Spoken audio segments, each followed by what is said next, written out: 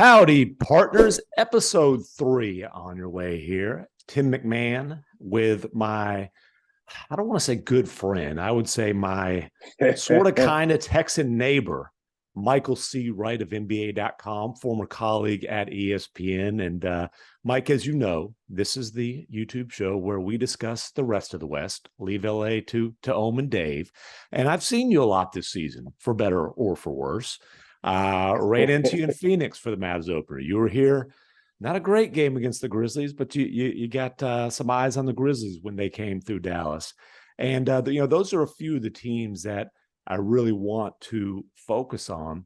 And let's start with the Grizzlies. They didn't give us their best performance when they came through, but a fascinating, really fun game last night. We're recording this on Tuesday morning. So for them last night when they beat Brooklyn, Ja Morant once again goes off. That's like, hey, it's spectacular, but it's also routine at this point. But Desmond Bane got it going really for the first time this season. Both those dudes scored 38. Bane had 32. And we've been waiting on this kind of performance from Bane. He got off to a little bit of a slow start. Yeah, no doubt about it. That's 7 straight wins against Brooklyn, man. But Bane, he hadn't been shooting it well, you know. And even last night, he started that game out in foul trouble. You know, I think he had like 6 points in just the first half, and then he goes off in the second half. And you know what I'm liking about Bane is his game has grown some. You know, we knew him for the 3-pointer and everything, but he's starting to get to the rack now. You know, he's taking people off the dribble and scoring that way. And I thought, it was Saturday night in Dallas. Taylor Jenkins said something that kind of struck me about Desmond Bane. He talked about how he is sort of like one of the drivers of the culture in Memphis.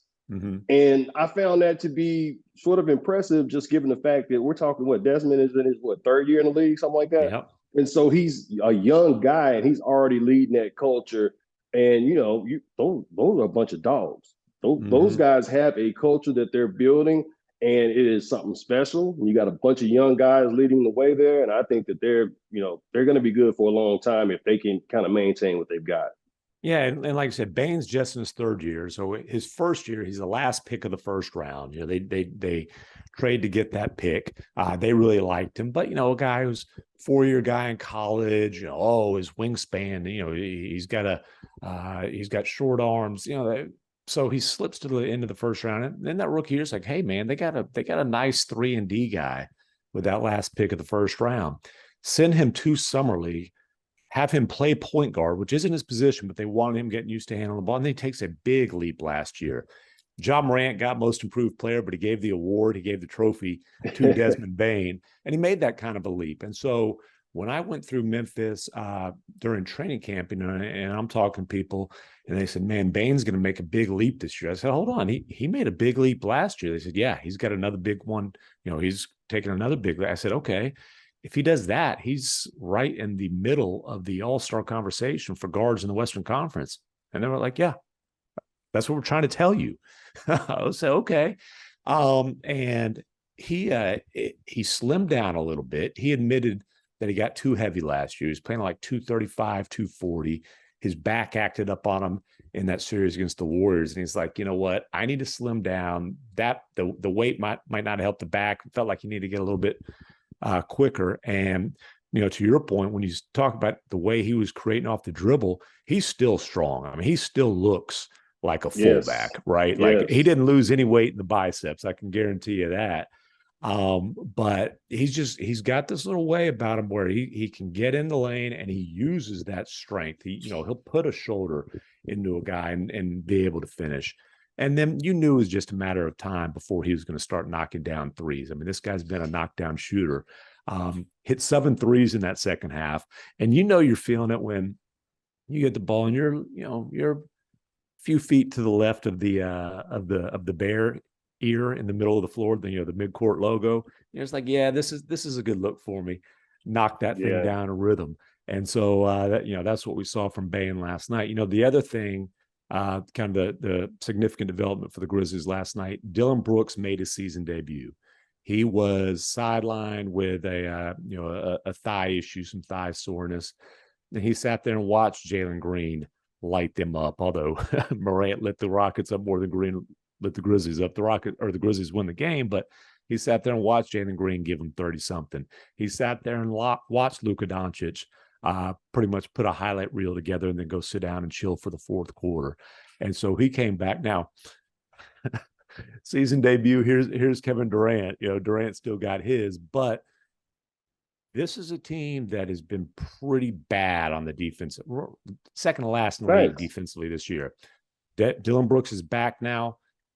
They need Jaren Jackson to get back sooner than later, which I think they're still optimistic it will be sooner than later, not a exact timetable on that, because he's obviously the key to them being a decent to good defensive team. No doubt about it. That's what makes Memphis interesting to watch, because we really haven't seen them at full strength just yet. I mean, Jaren Jackson, that's a defensive player of the year candidate. That's that type of player. And you got Dillon Brooks, another dog on that team that is going to, take on the opposition's best perimeter player. Right. And he's great that way. As long as he's not taking 30 shots, you know what I mean? He's great that way. Yeah, that's keep an eye on that. Keep an eye on the shot selection. That's a big thing, though. That really is a big thing for them going forward. I mean, if he can just accept that role of being who he is, they're going to be a good team. I didn't like them letting DeAnthony Melton go. I didn't like them letting Kyle Anderson go. But it seems to me like they've got enough there in that locker room to continue that culture that they were already building. And I thought that those other two guys were big parts of that, but they're okay. They're going to be just fine. And we still haven't seen Memphis at their height. We haven't seen the best Memphis Grizzlies team that we're going to see a better team as the season goes on. Yeah. And I think letting those two guys go was in part, or at least a factor in that decision. One's just straight up money with, especially with Kyle Anderson. They were like, hey, we've got to keep Tyus Jones. They think he's the best backup point guard in the league. You look at their record when John didn't play last year, a lot of that's because Tyus Jones was so good for them. So that was their priority. And then they also wanted to give Zaire Williams room to really grow. Now, he also hasn't played yet this year. He's dealing with an injury. He's one of their better defensive players too. So, him not being available, but he's a guy they drafted in the lottery last year. He contributed to a 56-win team. They think he's got a lot of growth left in his game. They think he can be a Mikal Bridges type of player, and maybe grow more as a playmaker as he grows up. And just a young kid. I mean, he's still. I don't think he can legally buy a beer yet. And so I'm sure he's finding a way to get them though. So, I would say if he's hanging with John Moran, he's probably sipped a little bit on some Casamigos. And shout out to what's Jetty, and I don't understand the Jetty nickname. Jetty, maybe Jetty. Yeah, you can John explain it to me. But he's looked really good. Like those first couple of games with Dillon Brooks out, he did his thing, and I was starting to think like, well, maybe the Grizzlies are thinking that at some point he can be the guy in front of Dillon. I don't know. Maybe I'm taking it too far here, but he looked good in those first couple of games. Yeah, and he's a guy, they gave him a contract extension this summer. Again, when you're talking about Kyle Anderson, DeAnthony Melton, he played enough last year and played well enough where they're like, hey, this dude is a rotation player and he's a highly productive guy. So he was also part of that thinking. And, look, the Dillon Brooks thing, he is such a big part of their culture, right? He's tough. He's tenacious. He's got swagger. He's with the sunglasses post game. I mean, he fits in the whole vibe that they've got going there. And he's, he's a vet. He's a guy I think some of those young guys kind of follow. And he's one of the best defensive wing players in the league. He's got a chance to be part of that franchise for a long, long time as your fourth or fifth offensive option. If he wants to get 20 shots a game, his next contract will not be with the Memphis Grizzlies. And I would say if the shot selection is rough, then I wouldn't be shocked if his name is being dangled about before the trade deadline. Now, if he's cool, understanding this is Ja's offense and Ja's team. Bane's the number 2 guy. You know, when Jackson's back, he's 3, and, you know, so on and so forth. He's cool 3 and D, you know, attacking closeouts, getting some stuff in transition, you know, playing off those other guys. Then, you know, I think he's going to get a nice contract and stay with Memphis. But really, it's up to him. Like you said, he has to accept who he is, and that who he is going forward isn't necessarily who he's been in the past as far as the offensive role goes. So, you know, that will be that's going to be just something to keep an eye on, for this season and for the future of that franchise. Let's go to Phoenix, where we opened up the season. And, you know, Mike, at halftime, I think you were right there with me. You were scouting out places in the desert to go ahead and bury the Suns. Halftime of that season opener, when it was like a continuation of Game 6 and 7 from the playoff series last year. They figured out a way to come back and win that game. You know, the Mavericks also figured out a way to blow a 22-point lead in the second half. But, you know, here the Suns are. You know, they've just got 1 loss on their record now. You know, got a quality win over the Clippers. Yep. I can't help but still being skeptical of the Suns, given everything that has happened since they went up 2-0 over the Mavericks. And I'm, you know, from the very top with the Robert Sarver situation, but really more so just within that locker room, within the team. How you feeling about Phoenix right now? I think exactly like you. To me, there's just this funky vibe surrounding this team. And I don't know exactly how to explain it, but I think you were kind of going where I am mentally with that.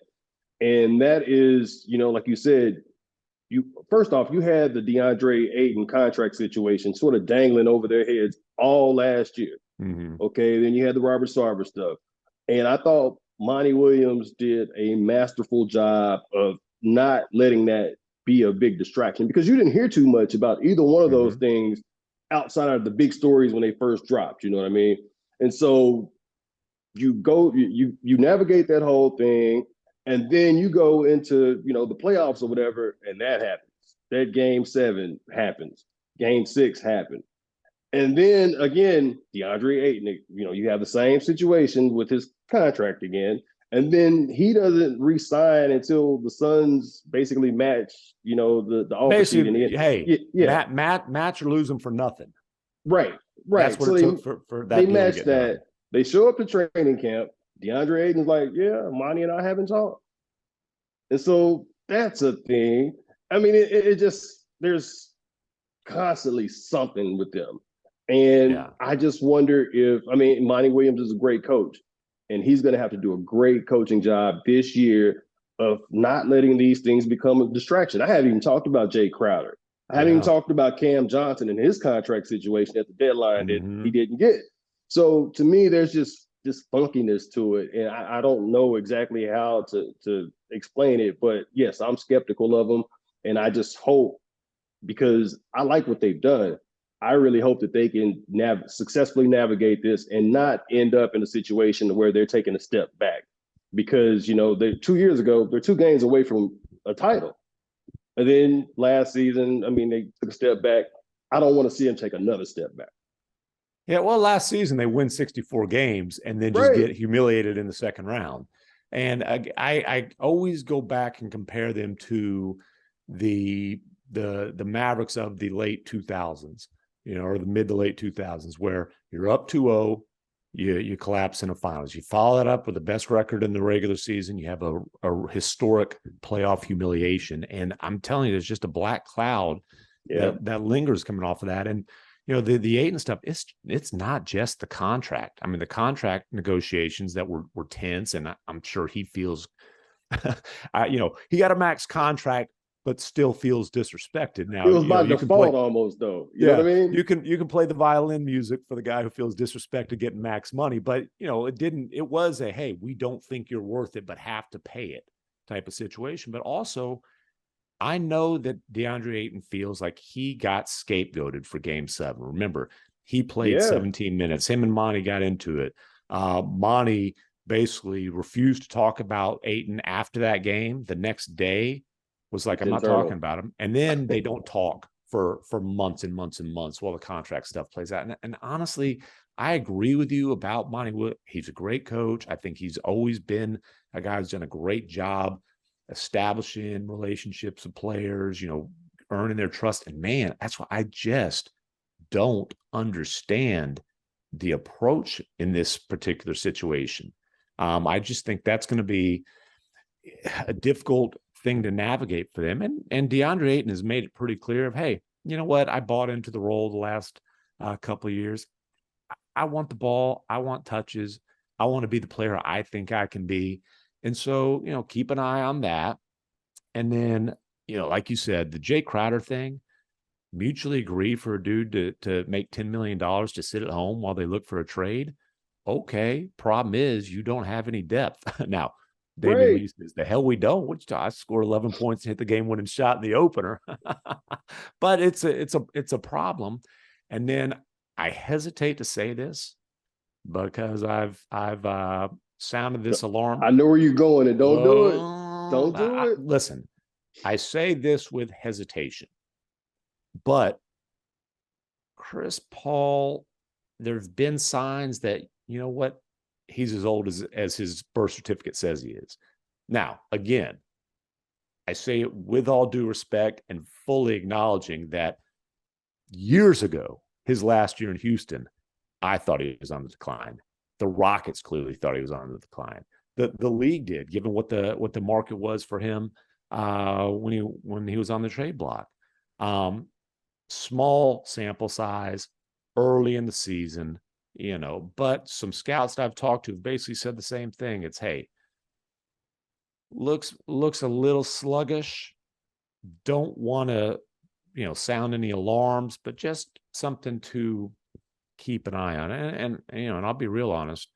There is a Chris Paul teammate expiration date. And that's what we hear. That's what we hear. Just his style of leadership is very demanding. It's constant in your ear. Especially with some of the young guys on that roster, DeAndre Ayton being at the top of the list. I wonder how that dynamic will be going forward. And look, and we say all this, if the Suns slip significantly, they can still win 50 games. They won 64 last year. I just have a hard time putting them in the conversation with contenders this year. I knew where you were going as soon as you started, and you cannot underestimate the power of Beyond Meat in the vegan lifestyle, my man. I tell you what, even man, though I'm listen, not vegan, but I know it's worked for him. The way it's worked for him, I've considered it. That's for sure. I know, right? By the way, their one loss is to a Portland team that I kind of yawned about coming into the season. Like, Same. hey, my thing was Portland's in purgatory. They're not good enough to really be a threat. They're not bad enough to, get a high lottery ammo for a rebuild. They've got all this money committed to Dame. They're just kind of stuck in the middle. And I'm just going to say this. I'm not going to sit here and tell you I think they're a team that's a threat to make a playoff run, but they're really damn fun to watch. They're sitting here undefeated. Dame is back to being Dame. Like the whole, like, how's he going to come back from injury? He's getting up there in the year. Like, nah, Dame's that dude still. Back-to-back 41-point games. Mm-hmm. I mean, he's blowing by guys off the dribble, knocking down clutch step backs. He's that dude. And Anthony Simons went on a heater 22, last night, boy. 22 in the third quarter. He went on a heater last night. They went in, they got Jeremy Grant. They're going to play fast. They're going to play up tempo again. I'm not going to sit here and tell you that I thought, watch out for Portland. I think they're a threat to end up near the top of the Western Conference. I don't, but I'm saying this, when you're flipping around League Pass late at night and Portland's playing, they're pretty damn fun to watch. Yeah, man. I just caught the highlights this morning, as I was, just kind of going through the whole league. And my man, I know we're going to touch on Dallas at some point, but I remember you and I talking about sort of Luka sort of needing this co-star. Mm-hmm. And what I've come to just, I guess, notice this first week of the season is it's not necessarily like we get caught up with the word star, co-star. You ain't got to be a star. You know what I mean? As long as you have somebody that's complimentary, that's what you got in Anthony Simons right now. As long as you got somebody that's complimentary and it fits what you're doing and it fits with your superstar, that's what's going to sort of take you to where you want to go. And, I don't want to get too caught up in the 4-0 record. I mean, but they are the only undefeated team in the NBA as of Tuesday. So, but here's where I disagree. You said take you where you want to go. I think you can have regular season success. I just think without a legitimate co-star, there's always going to be a ceiling, and it's a below championship ceiling on your roster. And so that's what we're looking at with the Mavericks right now. Yeah, I was gonna say, but what I'm saying is when we say co-star, we put too much emphasis on the word star. It's not necessarily. I disagree. Really? Dude, but if you're talking about the highest ambitions of winning championships, that should be the only ambition. Okay, well then I disagree with you. The last team to win without multiple all-star, superstar players was ironically, the Dallas Mavericks in 2011. And obviously they had Jason Kidd, they had Sean Marion, but these guys were post-prime, still really good players. But, Jay Kidd wasn't a superstar. He was a brilliant floor general, a guy who, knew how to play. Marion was a really, smart, tough vet, but they were role players with Dirk being the lone superstar.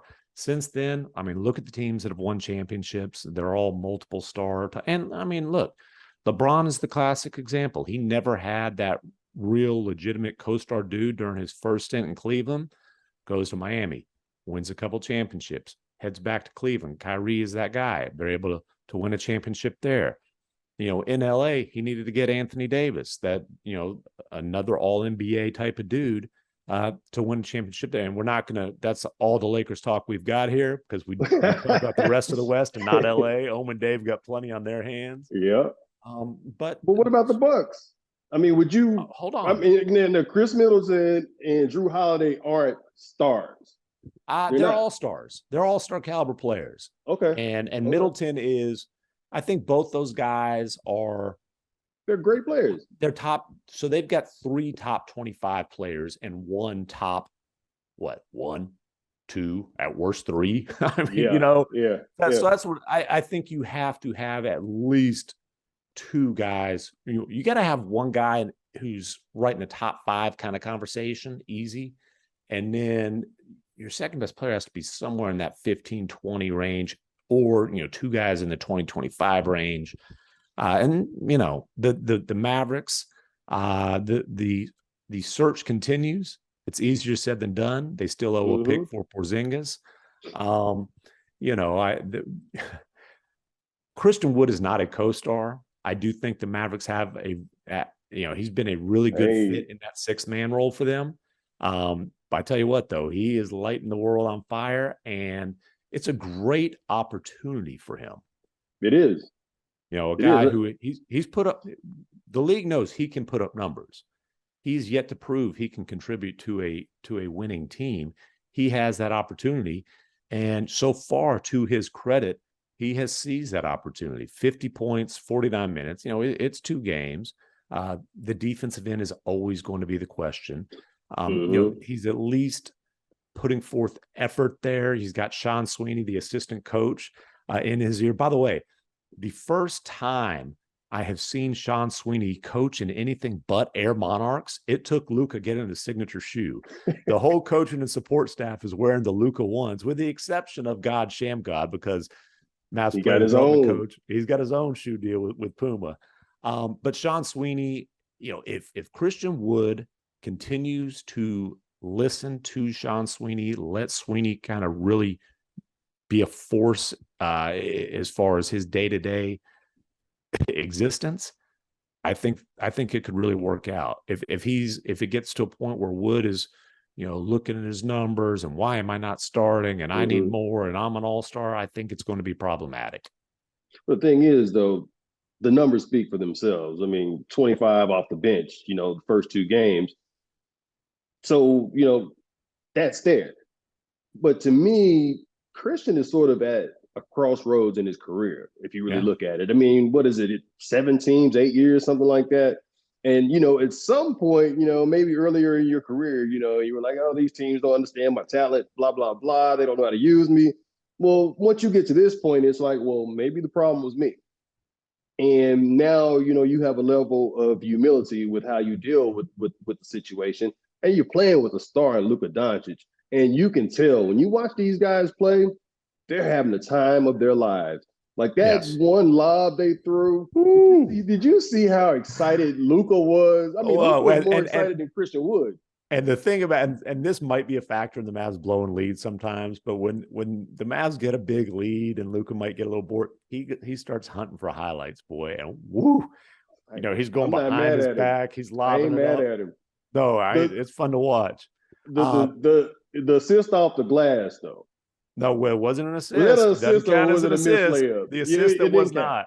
It didn't count. It didn't count, but that's a classic example of he's hunting for highlights because he sees Dorian Finney-Smith and he says, I'm going to throw this thing backwards up off the glass, let Dodo go dunk it. Well, you could have just dropped it off, but Luka was hunting for highlights. But the reason why I thought I agree with him that it was an assist is as soon as he threw that thing, when he landed, he's looking back to see what happened. Yeah. And he's pointing like, that's a pass, that's a pass, that's a pass. Yeah. And when I started to ask about it, he knew where you were going. Oh, he did. I got halfway through the question. I mentioned the play, and it's a pass. I was like, yeah, that was a pass. And he jumped right on it. But, you mentioned Wood is smiling. I mean, he forget is he pouting about his role? Dude, he is having the time of his life. He talked to the media for a little bit over 3 minutes after that game. The first word out of his mouth was fun. And he said fun 5 times in about 3 minutes. Yeah. And again, I just think if he just kind of throws himself into the team, the opportunity, not worried about am I starting? Am I coming off the bench? It is a great opportunity for him. And listen, being a 6th man in the league is not an insult. Being a 6th man of the year candidate is a compliment.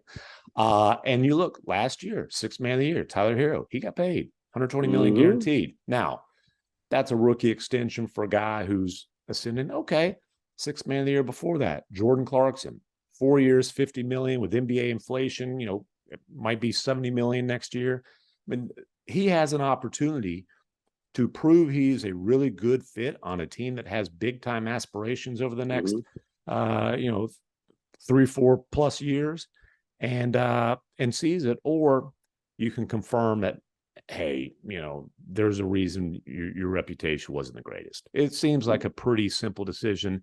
And again, just judging him by the results, by the way he's carrying himself, so far, so good, and reason for optimism. But I think the Mavericks are the right team for him to have that career resurgence, because I could be going too far with this. We're just a week into the season, but I just see this chemistry in the Dallas Mavericks. There is a camaraderie, a chemistry. All those guys have each other's backs. You can see that on the floor, watching them play.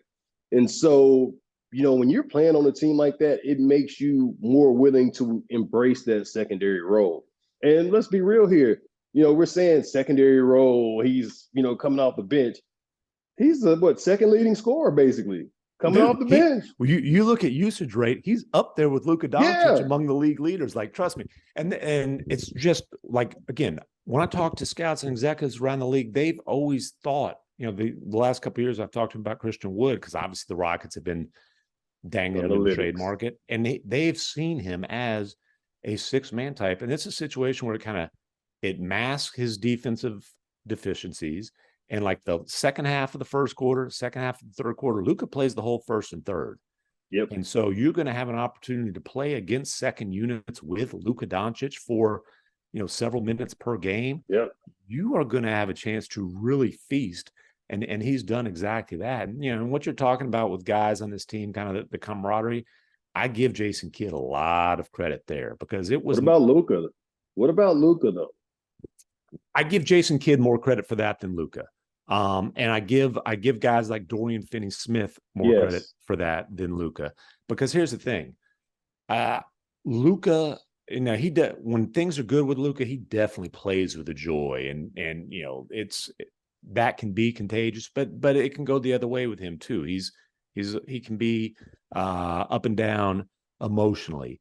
And look, it's not always easy for guys to play with the dude who's leading the league in usage rate, with the guy who's going to have the ball in his hands more than anybody else in the league. There's some guys, man, hey, dude, I'm just standing here like, come on, man, I need to touch it.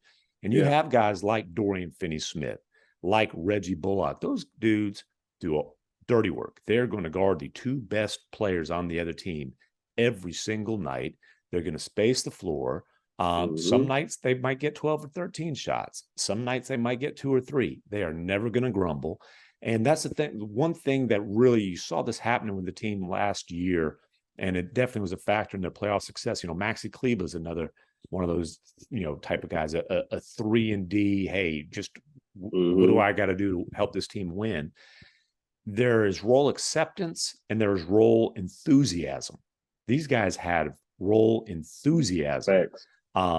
If Christian Wood has role enthusiasm, I think this is a great opportunity and situation for him. But again, not just, all right, I'm okay with this. Man, look at the opportunity you have, make the most of it. Yeah. And again, 2 games in, that's exactly what he's done.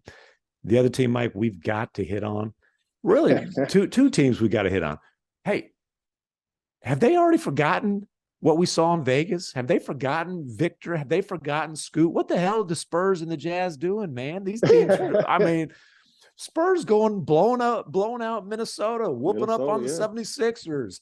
The Jazz, the 3-0 start. I thought we were, looking at Tankapalooza. These teams are playing hard and competing, man. Well, we don't use the T word around these parts.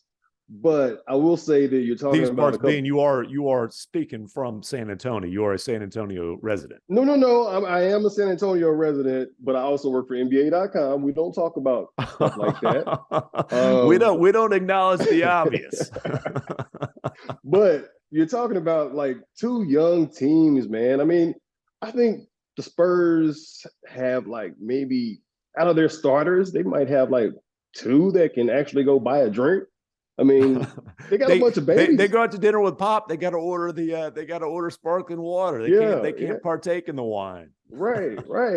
But there's no team that is going to be coached by Pop that's just going to lay down. They're not going to do that. Pop's going to coach those guys to win. They just don't. Well, this is still 20 whatever years ago. Yeah, and Victor's the best big man prospect since Duncan, at least. And they probably have more intel on Victor than anybody else because of Tony Parker, Boris Diaw. Yeah. So they probably have more intel on him. They probably spent time, talking to him a lot of time. So, yeah. But at the same time, I'm not gonna the Spurs are not gonna be world beaters this year. But they're going to win a lot of games that nobody expected them to win. And I got to admit, I have not seen a Spurs game yet. I'm going Friday. I got to go Friday to watch them, check them out against the Bulls and, holler at DeMar DeRozan some. But, yeah. And in Utah, and I got to give Timmy Bontemps crap about this because he's a Lauri Markkanen hater. You talking about Timmy Wet Blanket? Yes. I'm sorry, Timmy. We're talking about a guy that you hate on. The dude is averaging almost a double-double. He's putting up 21 and 9, doing it efficiently. It's early. I'll say this: he had a phenomenal EuroBasket tournament for Finland, and man, it ain't that long ago when he's the number 7 overall pick for the Bulls. He's playing really well as a rookie, and Dirk was obviously still playing for the Mavericks. And when there's a European, big guy, 6'10", 6'11", 7-footer who can shoot the ball, you ask Dirk about him. And I remember Dirk's eyes lit up and he's like, he said, I looked over there during pregame warmups. This dude put it between his legs and punched it. I was like, woo. And so, he has this dude has some explosiveness. He has, some skill. And he's an interesting guy because I think if he's your best player, you're not going to be very good. But in the right circumstances, he can still be a real quality star. And that's why the Jazz are interesting. They have 8 or 9 guys who are proven NBA players. Yes. Which is kind of problematic because they're in serious jeopardy of being a team that finishes with some 30 some odd wins, which is like the last place you want to be. It's funny. I won't say where I was because I don't want to even give away who the scout might have been employed by. But I was at a game the other night, and when Kelly Olynyk, who, by the way, Cajones Factor Player of the Week, we're going to do this every week. It is Kelly Olynyk. The rumbling, he looked good last night. Rumbling, stumbling, throw it up, float it up, game winner, hit some big shots down the stretch in their overtime win against Minnesota. The combination of swag and clutch. You pull off that long hair thing. It's a certain sort of swag. Definitely had the clutch. He's the Cajones Factor Player of the Week. But when Olynyk hit that game winner against the Pelicans, this scout goes, Danny's going to have to trade some of these. Beep. they're too damn good. And so, the other thing is, when you say that 4-letter word, tank, boy, you're looking at high-end lottery talent, but you also have to be concerned about establishing a culture. And Will Hardy, 34 years old, first, rookie head coach, a guy who you got to know when he was coming up through the ranks from video intern to Pop's right-hand man in San Antonio. This season is about him establishing a foundation and establishing a culture. That's a great point. It's a great point. And just like Pop in San Antonio, Will Hardy, like you said, with this culture, he's going to have those guys playing hard. Number one. Number two, he's going to have them play the game the right way. They're going to share the ball. They're going to move the ball. And I don't know, I think they had 7 guys in double figures last night. I mean, they lost the game, but you're sharing the ball. And like back you said, to back, coming off a couple overtimes. Yeah, they might have been low on gas. Yeah, they were low on gas. But then, like you said, they've got established NBA players on that team, and then you have guys like Jordan Clarkson, and I watched him last night. Shout out to Filipino Heritage Night at the Toyota Center. I'm half Filipino, Jalen Green. So we were checking. So I had to check it out. And anyway, but Jordan is a guy who's he's come off the bench his whole career. And now you thrust him into this starting role, and look what he's doing. Sometimes that happens. You give a guy a bigger role, and he just blossoms. And speaking of Jordan Clarkson, and he's doing the same thing though. When Jordan, he's gonna get his shots up. Yeah. And look, he's a guy who there's going to be interest in him in the trade market. We'll see. I think Olynyk's a guy. Conley's got a $14 million guarantee. That's if you waive him next year. That complicates the trade market for him. But obviously the Jazz, there's going to be teams calling about their vets. They might improve their lottery odds via the trade market. That's very likely to happen. That's just the way it is. But players don't tank. Nope. I think for a rookie coach, he can't be in his mind. And it's for the front office to kind of figure out what's the best way to go about letting Will Hardy lay a foundation while really looking towards the future for the franchise. That's true. And, I talked to Will, and I'm sure he wouldn't mind me sharing it, but we talked kind of right after he got the job. We talked for about an hour.